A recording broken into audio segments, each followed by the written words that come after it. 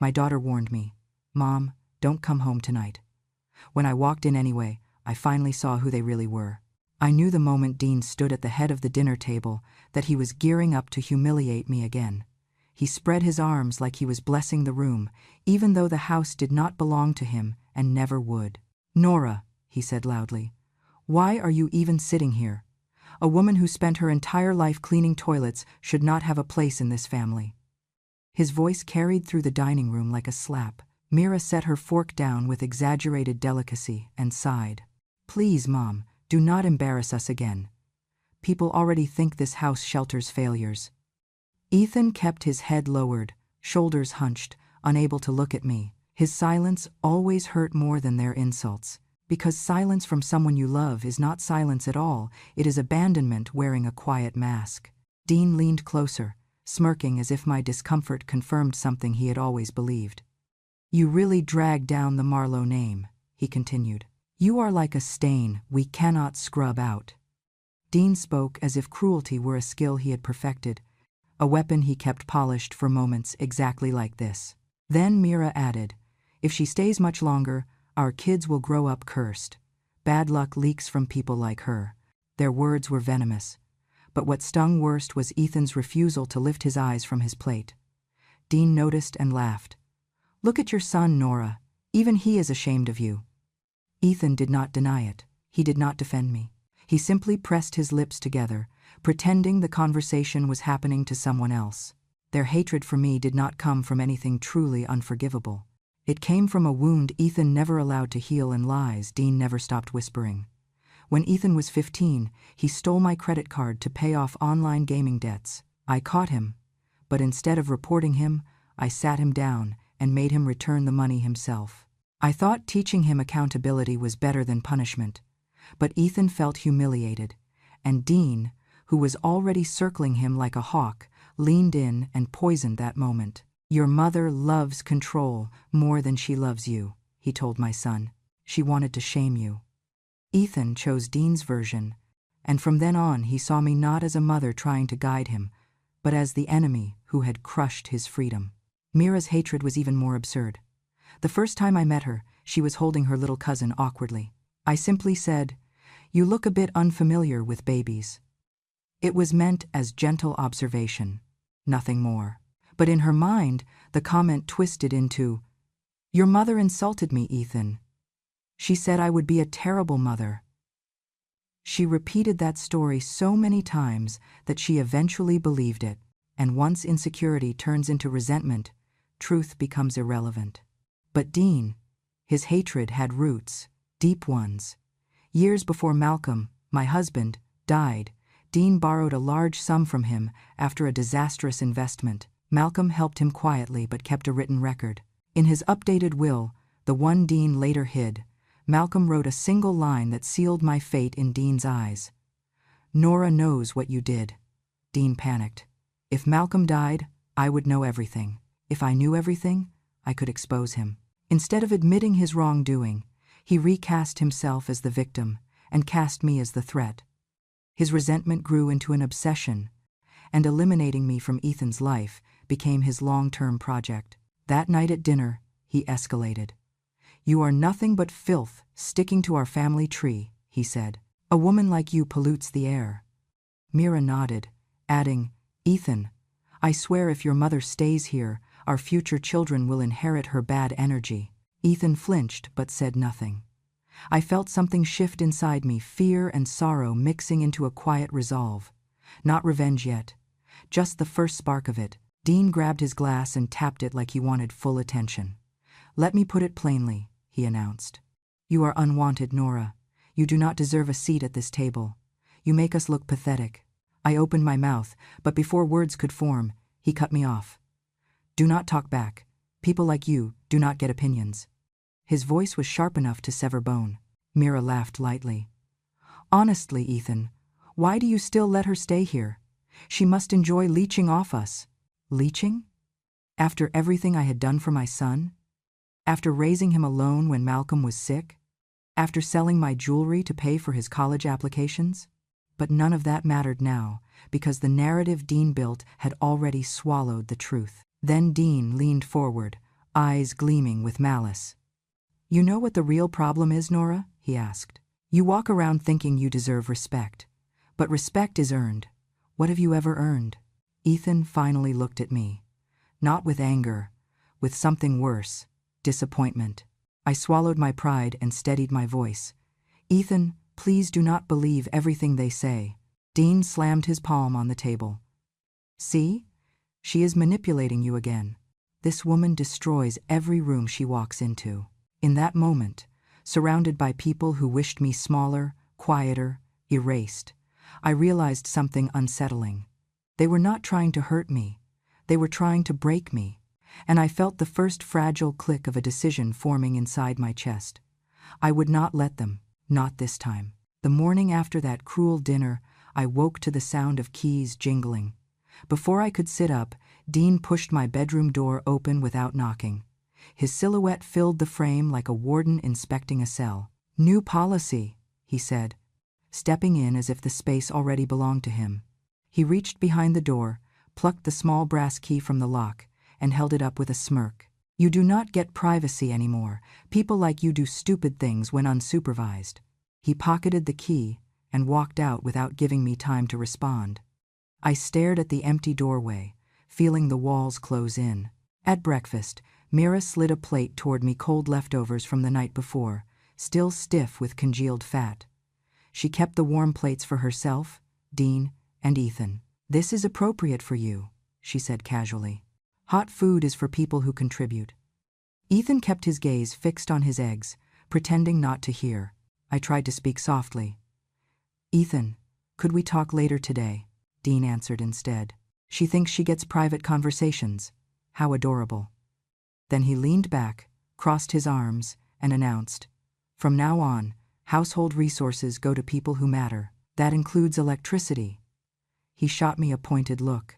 "So do not touch the washing machine. The power bill is not for freeloaders." When I gathered my laundry that afternoon and carried it to the garage anyway, hoping he would not notice, Dean appeared as if he had been waiting around the corner.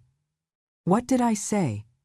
He snatched the basket from my hands and dumped my clothes onto the cement floor. "You cost us money every time you press a button. Money this family earns, not you." I bent down to pick up my things, my fingers trembling. Mira walked by slowly, eyeing me with a sneer. "Your age group belongs in nursing homes, Nora. Every day you stay here costs us." She tapped her manicured nail against the washer. "And you dare to use our appliances." I swallowed the ache in my throat. "I have never tried to be a burden," she snorted. "That is exactly what a burden would say." Ethan walked in during the last part, but instead of saying anything, he turned around and walked out. His silence had turned into a habit, one that cut deeper each time he used it. Later that evening, I approached him again. He sat on the couch, scrolling through his phone, tapping rapidly, as if the screen offered him sanctuary. "Ethan," I whispered, "please listen. I did not abandon your father. I was with him every moment he allowed me to be." He stiffened, hands gripping his phone. "Dean told me everything," he muttered. "Dad trusted him. He said Dad died feeling alone." My heart twisted. "That is not true. Your father hid his illness from me. He did not want me to worry." Ethan shook his head slowly, confusion and anger battling across his features. "Why would he hide it from you? Why would he tell Dean and not you?" He swallowed hard. "It makes sense, Mom," Dean said. "Dad felt neglected." There it was, the wound Dean had carved into him for years, festering until Ethan believed the rot was truth. I reached for his hand, but he pulled away. Dean's voice echoed from the hallway. "Let me explain it for her, Ethan. Your father felt abandoned. She was never there when he needed her. Men do not lie about that." I stood, shaking. "Dean, stop poisoning him." He stepped closer, his grin widening. "I am not poisoning him. I am enlightening him." Then he placed a heavy hand on Ethan's shoulder. "You see, son, your mother makes everything about herself, even your father's death." Ethan bowed his head, shoulders sagging under the weight of manipulation he could not recognize. And that vulnerability, his raw, unguarded confusion, was exactly what Dean fed on. But the danger did not stop at emotional control. Several days later, Dean entered the kitchen with a stack of papers in his hand. "Ethan, we need your signature. Just a routine financial measure to help protect the family. Power of attorney forms. Simple." My stomach nodded. Why would Ethan need power of attorney? Dean smiled at me like a teacher addressing a slow child. "It is not for him. It is for you. He is acting on your behalf." I stepped back. "I never authorized that." He shrugged. "You do not need to. You said enough things over the years that we can interpret your wishes." He slid the pen toward Ethan. "Sign." Ethan looked uncertain. "Dean, shouldn't Mom at least agree?" Dean sighed dramatically. "She already did. She just does not remember. Stress makes elderly minds unreliable." I felt the blood drain from my face. "That is a lie." Mira approached with an envelope in her hand. "Actually, Nora, you did sign something." She pulled out a birthday card I had written to her months earlier. "See? Same handwriting." She had practiced my signature from that card. It was a small detail, but small details are exactly how people lose their entire lives, one forged line at a time. She had studied it, copied it, used it. Dean held up the forged document with confidence. "Once we file this, Ethan will legally manage your affairs, which is good considering your memory is slipping." "My memory is fine," I whispered. Dean leaned in until I could smell his cologne. "Not for long." Ethan wavered, phone still in his hand, eyes flickering between us. He was torn, but manipulation had wrapped him so tightly he could not recognize danger even when it stood inches from his face. Dean pushed the pen toward him again. "Sign. Protect your family."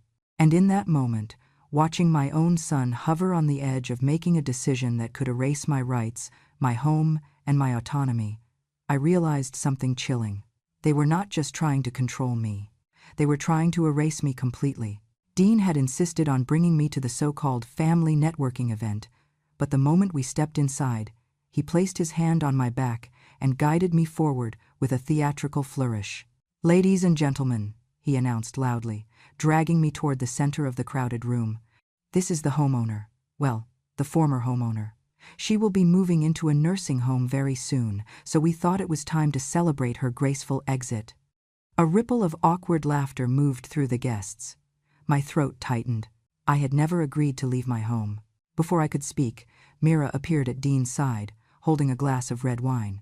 She tilted her head in mock affection. "Smile for everyone, Nora. It is the last event where you will still be invited." Then she tipped the glass forward, letting the wine spill across my blouse.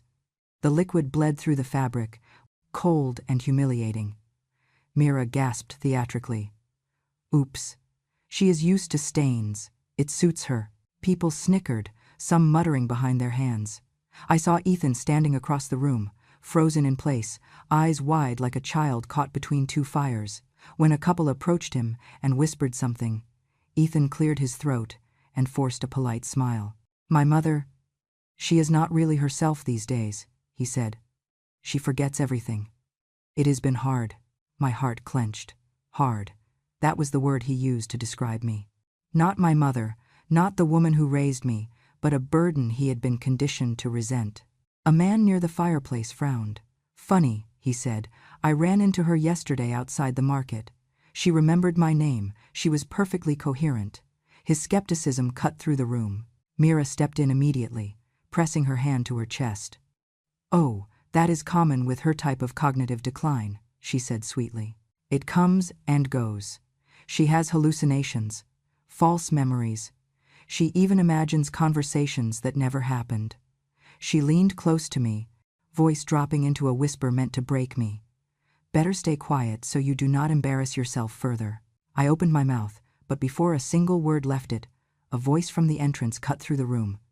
"Excuse me," the man said.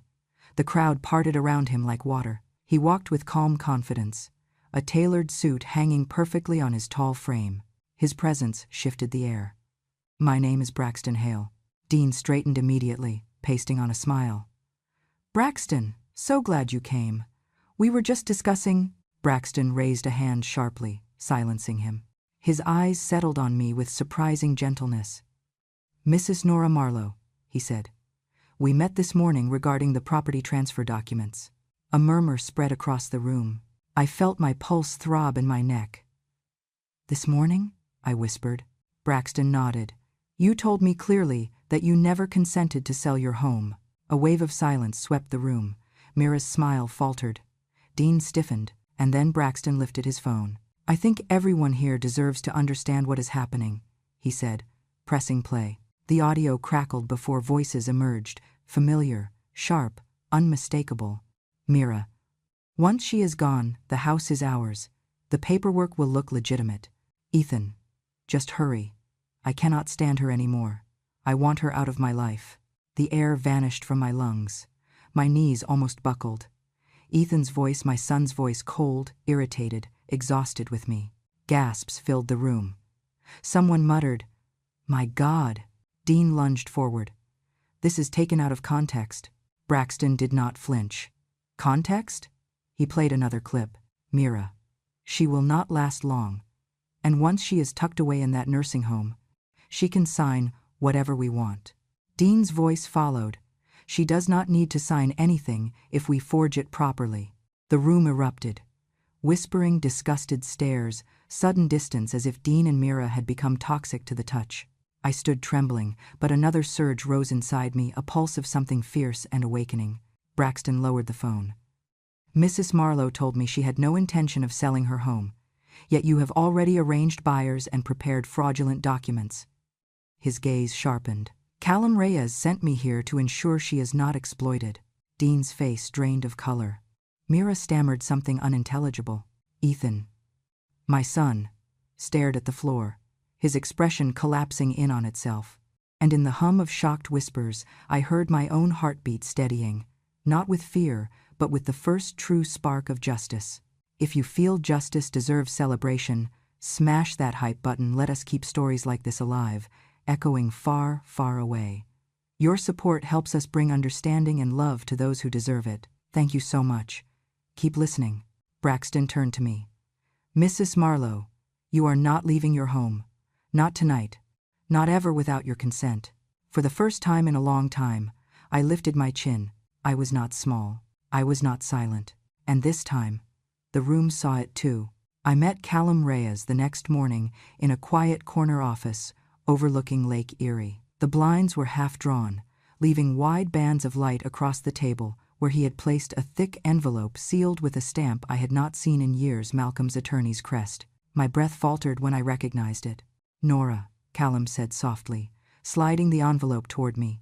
This is your husband's actual will, the one Dean suppressed. For a moment, I could not move. My fingers hovered above the seal, trembling, before finally breaking it open. Papers slid out, legal sheets, notarized, untouched by forgery. The first line struck me like a bell. I, Malcolm Marlowe, leave all property, assets, and accounts solely to my wife, Nora Marlowe. All, every word of it spelled out what Dean had spent years convincing Ethan was his birthright, what Mira believed she would someday inherit. My home, the savings, the land Malcolm had purchased decades ago with sweat and sacrifice. They belonged to me. They always had. I kept reading, breath shaking, until I reached a handwritten page tucked in the back.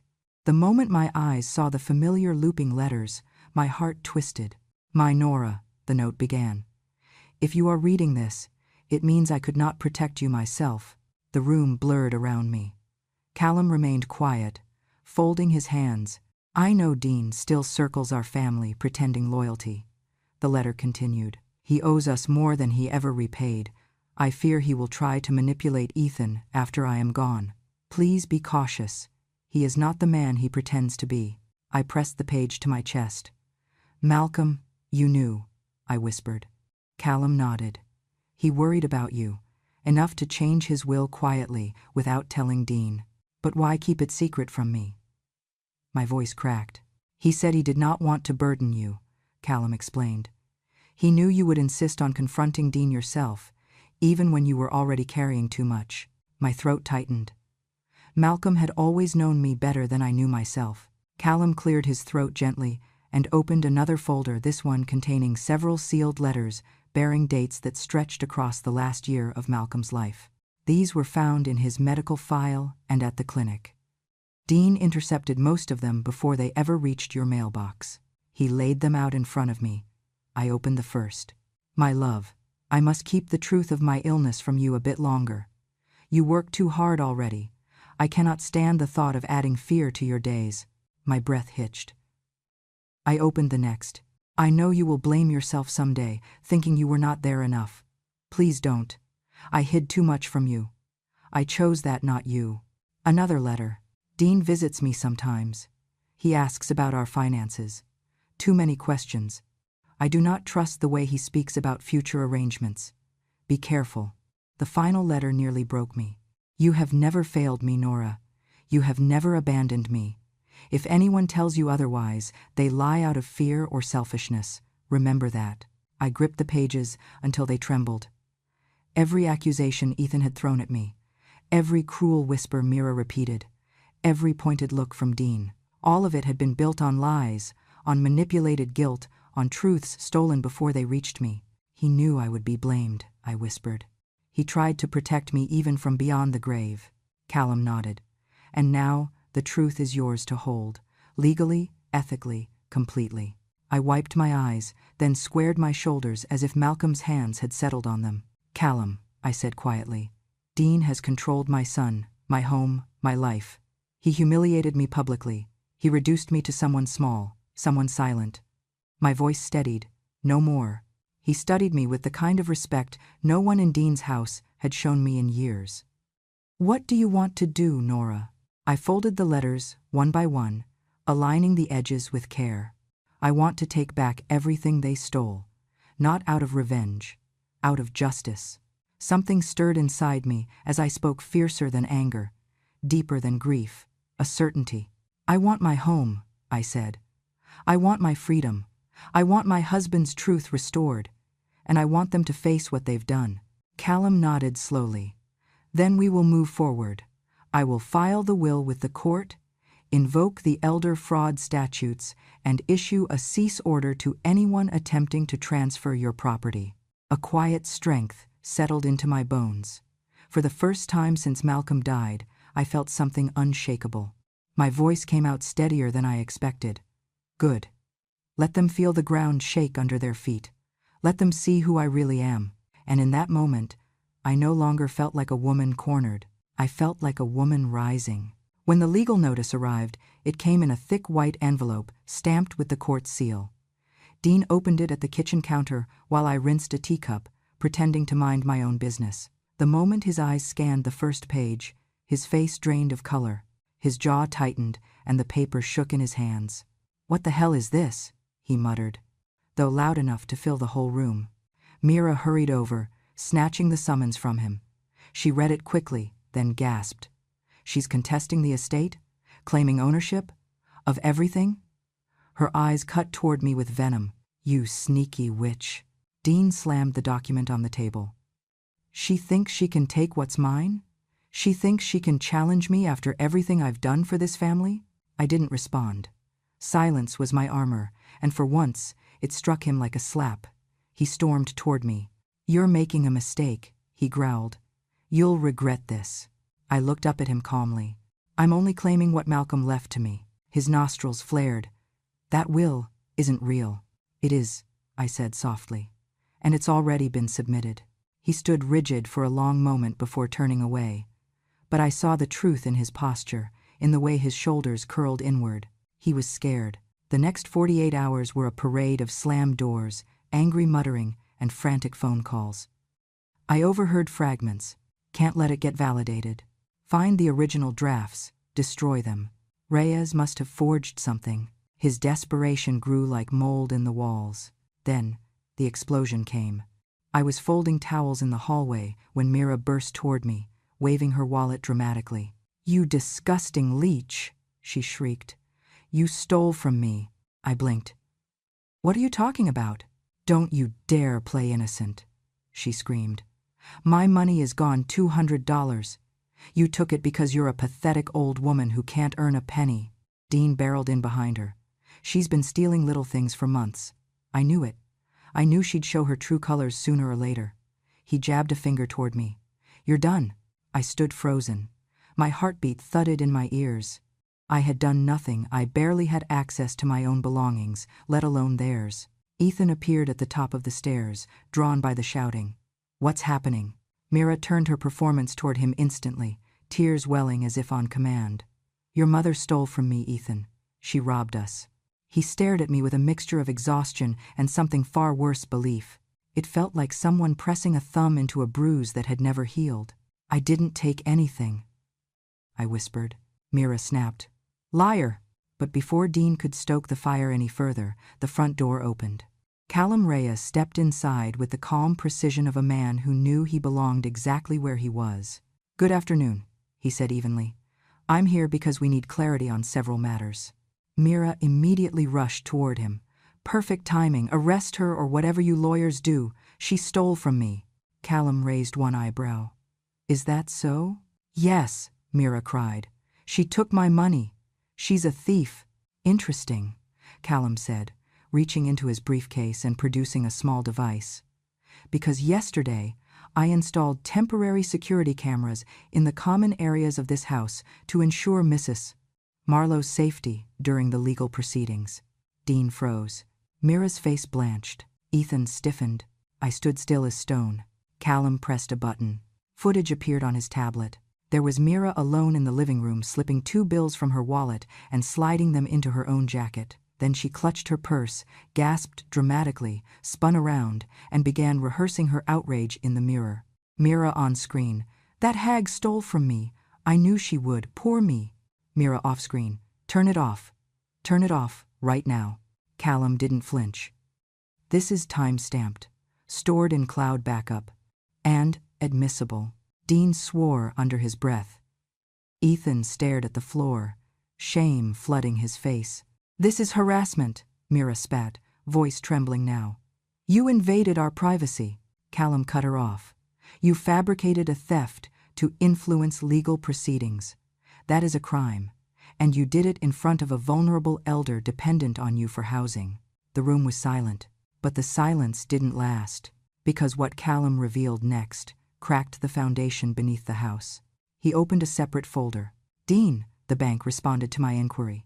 He placed a stamped letter on the table. "They confirmed you used Nora's property that is legally hers as collateral for your loans." Dean's face contorted. "That land was Malcolm's. I had every right." "No," Callum said sharply.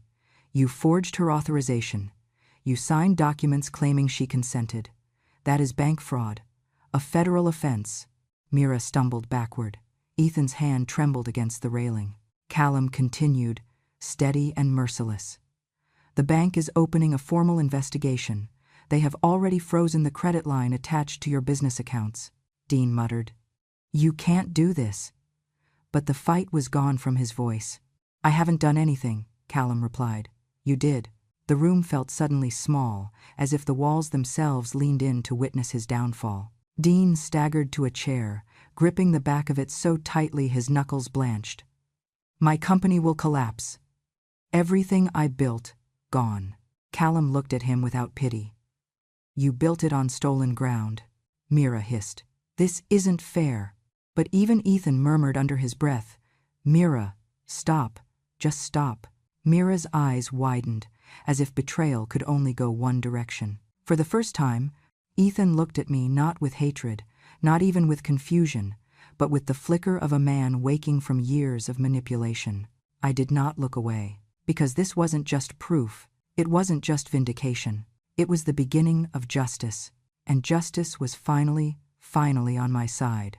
The house was unusually quiet that night, the kind of silence that feels staged, like everyone inside is holding their breath. I had just finished folding a blanket when Dean stormed into the living room, his steps heavy, his rage no longer masked by the polite cruelty he usually wore like a tailored suit. "Get up," he snarled. I looked up slowly. "Dean, it's late. What is—" "Save it." He pointed toward the door with a trembling hand. "You're leaving this house tonight." My heart thudded once, painfully. "Tonight?" He moved closer so quickly I had to take a step back. "Before sunrise, before you destroy anything else I've built. You think you can take my assets? My company? My reputation? No, I won't let you stay here another second. Dean, I whispered, I haven't destroyed anything. This is simply the truth coming out. He laughed, a short, sharp sound that mirrored breaking glass. Truth? You wouldn't know truth if it slapped you. He grabbed my arm, his fingers pressing deep enough to bruise. Pack your garbage. You've got 5 minutes. I tried to steady my breathing. This is my home. Not anymore, he snapped. Not when you're stabbing us in the back. Not when you're dragging our name through the mud. Before I could answer, Ethan appeared at the bottom of the stairs. He looked tired, uncertain, like someone torn between two storms. But then Mira stepped behind him, arms folded, chin lifted, and Ethan's spine hardened. Dad? He asked. What's going on? Dean gestured toward me like he was unveiling a criminal. She's leaving. Tonight. I'm done with her sabotage. She wants us ruined. She can watch from the outside. Ethan turned to me, jaw tight. Mom, why are you doing this to us? My breath caught. Ethan, I'm not. He cut me off, voice rising. You are a burden. Everything has gotten worse since you started fighting with Dad. You're tearing the family apart. The words hit me like a physical blow. Not because they were new, but because this time he said them with conviction, full, forceful, unforgiving. Ethan, I whispered, I am your mother. He looked away. And you're ruining our lives. Something inside me crumbled, not completely, but enough to make me sway where I stood.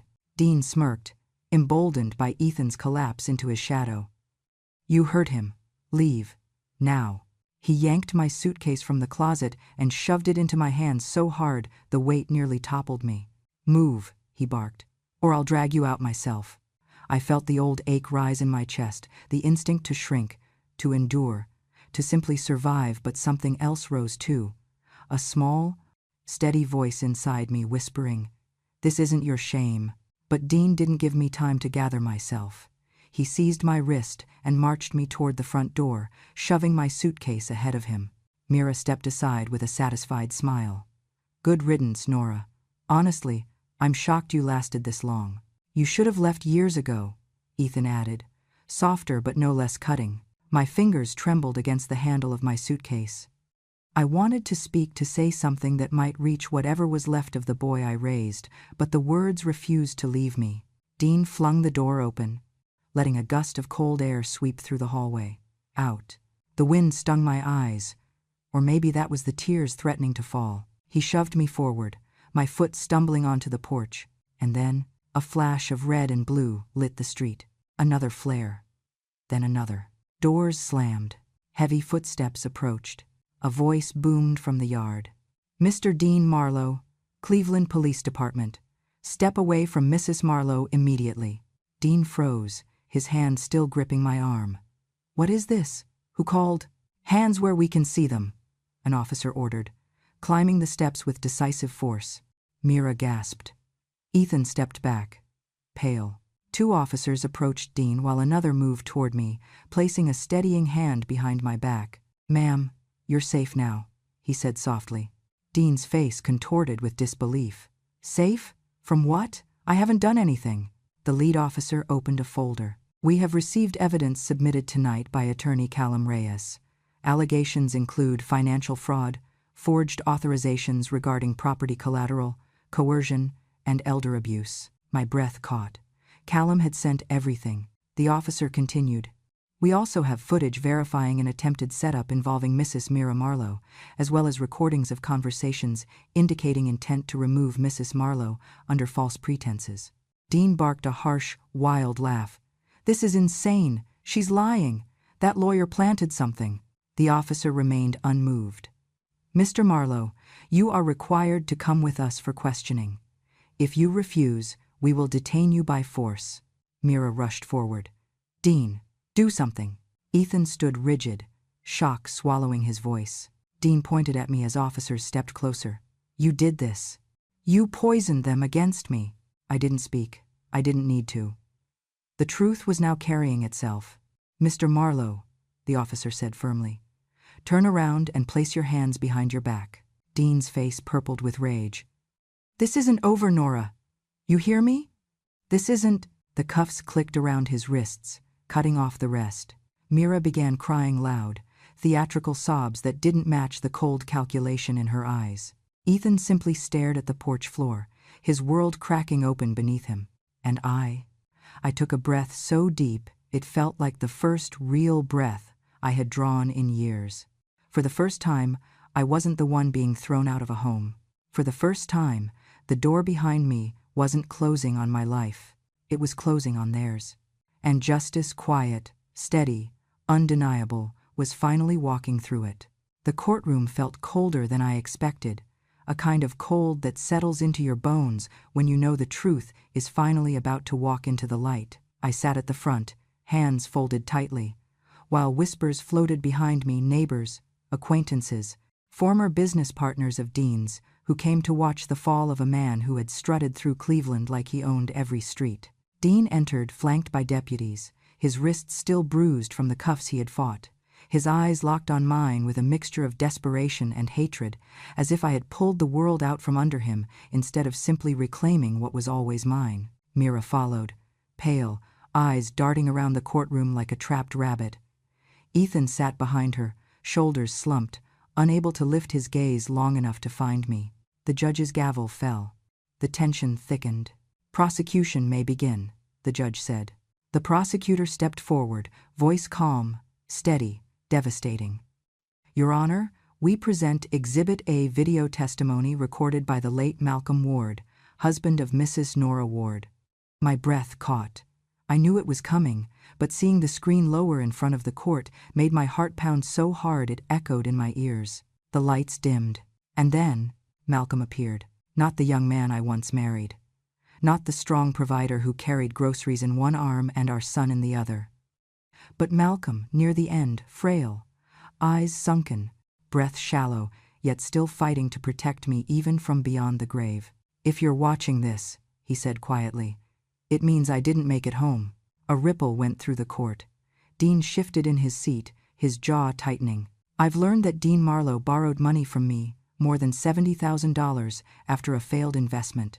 I agreed to help him, but he feared Nora would discover the debt.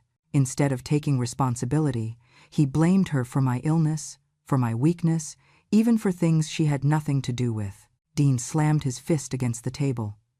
"Lies." He was confused, doped up on medication. The judge glared over her glasses. "Mr. Marlowe, one more interruption and you'll be removed." Malcolm continued, unshaken by the outburst he would never hear. "Nora never neglected me. I hid my condition from her to protect her. She worked too hard already.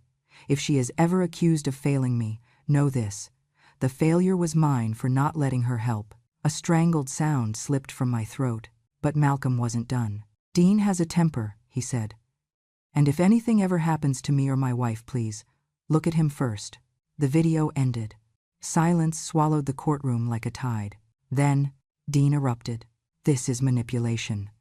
This is fabrication. She made him say that." He pointed at me wildly. "She poisoned him against me.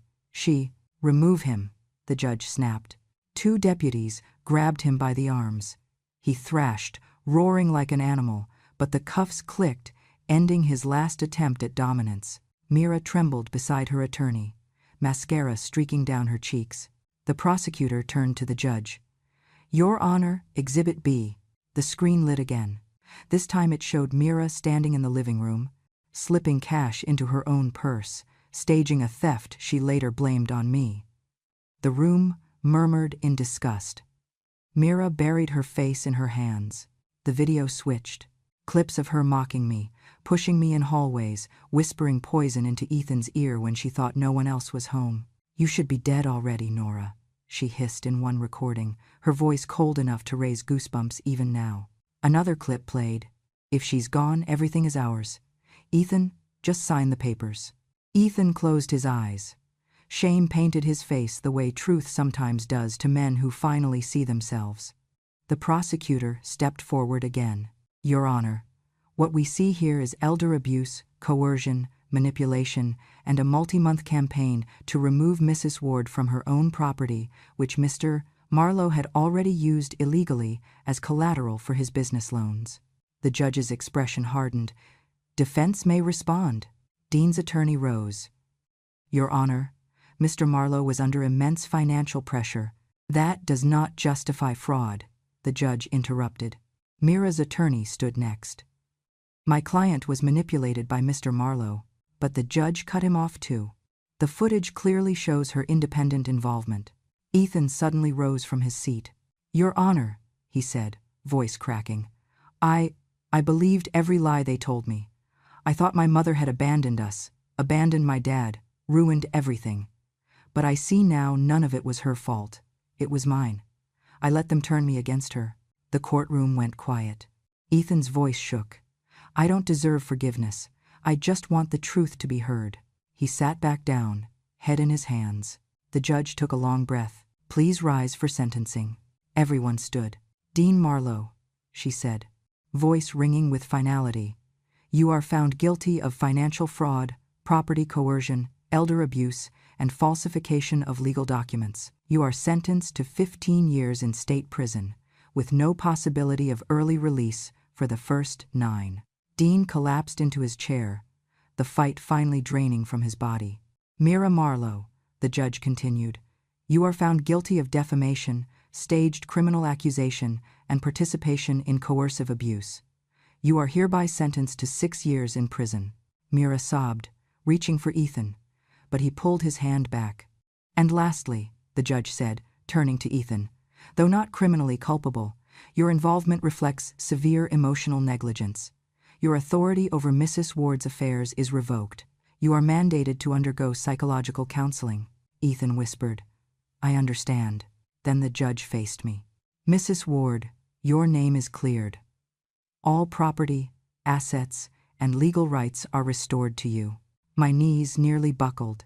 Tears spilled freely, hot and overwhelming. After years of humiliation, erasure, and cruelty, I finally had my life back. I finally had justice. And when I looked at Dean, the man who once told me I was nothing now, shackled, defeated, exposed, I felt something I never thought I'd feel again. I felt whole. When the courthouse finally emptied and the murmurs of spectators faded down the marble hallway, I remained seated on the wooden bench outside the courtroom. My breath felt oddly steady, as if my ribs had been unshackled one by one. For a long moment I just sat there, letting the silence wrap around me like a long-lost coat, warm and protective in a way I had not felt in years. I was free, truly free, but my heart ached in a place even justice could not fully mend. I heard footsteps approach, slow and hesitant. When I lifted my head, Ethan stood there, his hands trembling, his face stripped of all the arrogance and defensiveness he had worn like armor for so long. Without saying a word, he lowered himself to his knees right in front of me. The gesture startled me more than any sentence handed down in that courtroom. Mom. His voice cracked, thin as paper. Mom, I was wrong. He bowed his head, tears slipping onto the floor between us. I let them use me. I let them twist everything you ever were. I thought I was protecting my family, but I was hurting you over and over, and I did not even stop to question it. He swallowed hard, shoulders shaking. Dean told me you resented me. Mira told me you held me back, and I believed them because it was easier than facing my guilt about Dad, about not seeing how sick he really was. I blamed you for things that were never your fault. I reached out, placing a hand on his cheek the same way I did when he was a boy who scraped his knees climbing trees in our backyard. He leaned into my touch like a man who had been starving for forgiveness. Ethan, I said quietly, you forgot me, but I will never forget you. His sobs broke open, raw and unfiltered. He pressed his forehead against my hands.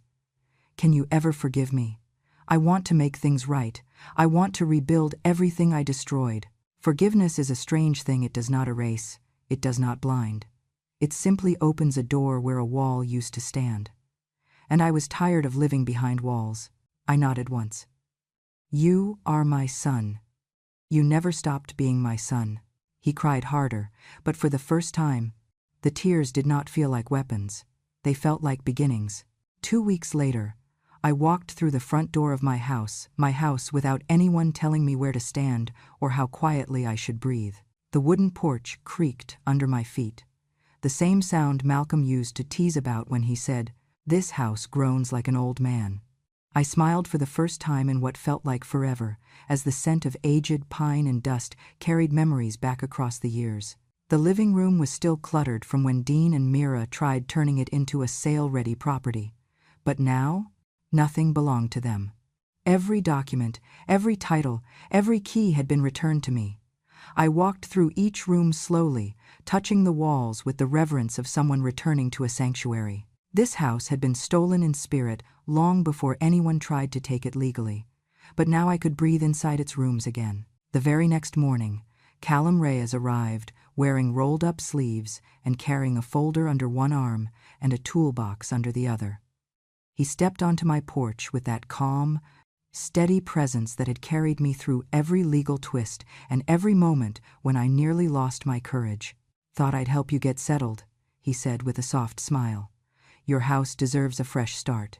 We spent the afternoon replacing a loose railing, tightening window frames, and sorting old documents that Malcolm had tucked away in places I never checked. Callum explained every legal protection now surrounding my property, making sure I understood that no one, not a spiteful in-law, not a manipulative spouse of my son, not a fraudulent businessman, could ever touch what belonged to me again. "You're safe now," he told me, placing the completed binder on the kitchen table. "The law is on your side, permanently." I looked at him for a moment, studying the quiet kindness in his expression. "Thank you," I whispered. "You were there when no one else was." He shook his head. "You did the hard part, Nora. You stood up. For a woman everyone once called powerless, those words felt like the purest silver placed in my hands." Ethan visited often in the weeks that followed. Not with excuses or dramatic tears, just small acts of rebuilding. Groceries, fixing a broken fence, planting flowers in the front yard like he used to as a child, helping Malcolm on Saturday mornings. Sometimes he simply sat at my kitchen table, listening as I told him things he had forgotten, or perhaps never knew. One evening, he held Malcolm's old watch, the same one I kept in a drawer since the day he passed. He turned it over slowly. "Mom, Dad really loved you." "Yes," I said, voice softening. "He did. And you? You loved us both more than we ever understood." I reached out and squeezed his hand. "Now you understand." He nodded, eyes glassy but clear, finally clear. When the house grew quiet again that night, I stepped out onto the porch. A thin breeze swept across the yard, stirring the leaves just enough to make the wind chimes ring. The sky above Cleveland stretched wide, painted with the soft glow of early evening, the kind of sky Malcolm loved to watch with a cup of tea in hand. I stood there for a long time, feeling the boards beneath my feet, the familiar creak of a home that had endured storms just as I had. The world felt solid again.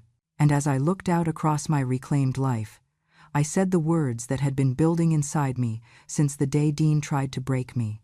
They once said all I could do was scrub toilets, but the truth is, they never knew I could stand up.